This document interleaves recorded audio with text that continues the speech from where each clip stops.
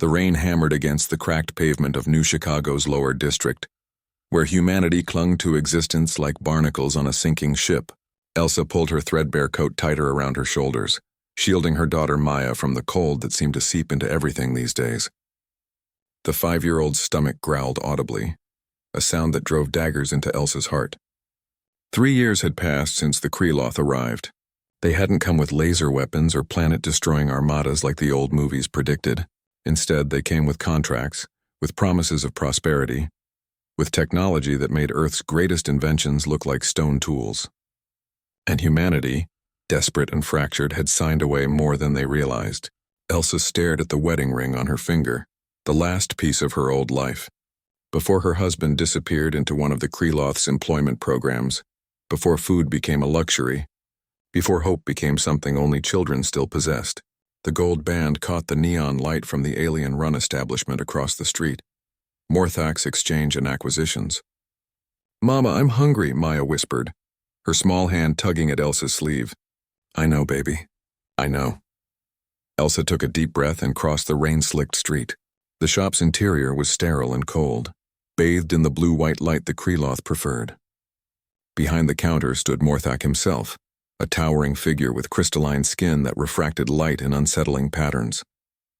His 4 eyes tracked her movement with predatory precision as she approached. "I need to sell this," Elsa said, her voice steadier than she felt. She placed the ring on the counter, the soft clink seeming impossibly loud in the silent shop. Morthak's facial plates shifted, what passed for a smile among his species.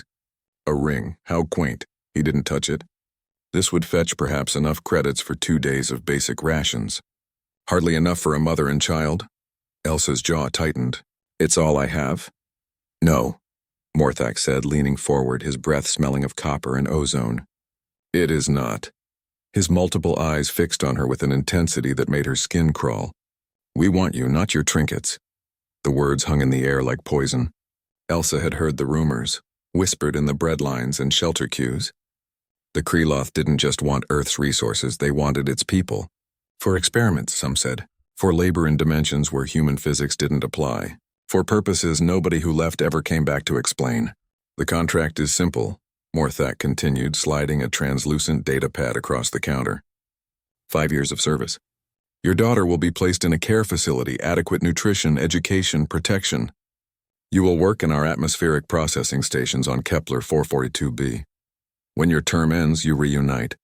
Both of you with citizenship status and access to resources your species can barely imagine. Elsa's hands trembled as she looked at the datapad, unable to read the alien script that seemed to writhe across its surface. "And if I refuse?"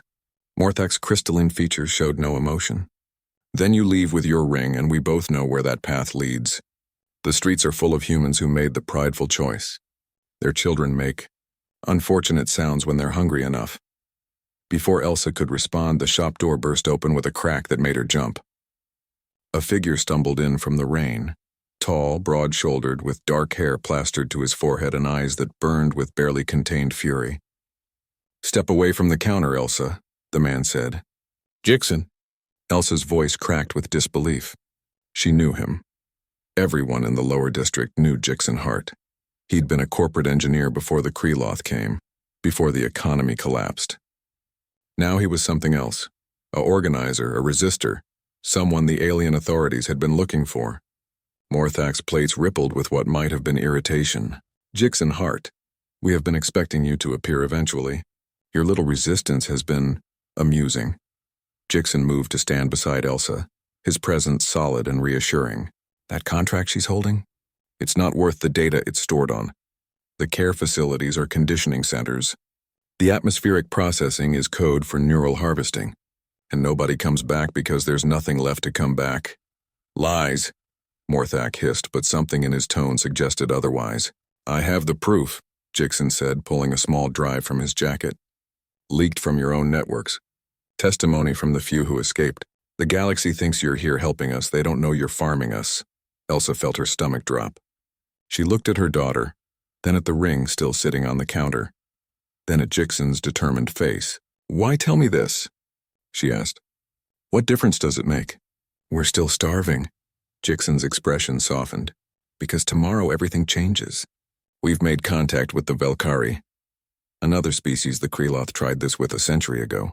They survived. They fought back, and they're coming. He turned to Morthak.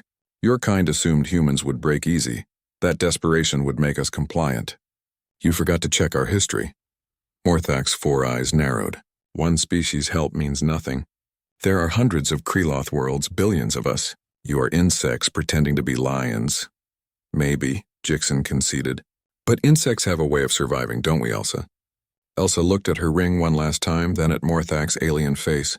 She thought about all the mothers like her, all the desperate people who'd signed away everything because they saw no other choice.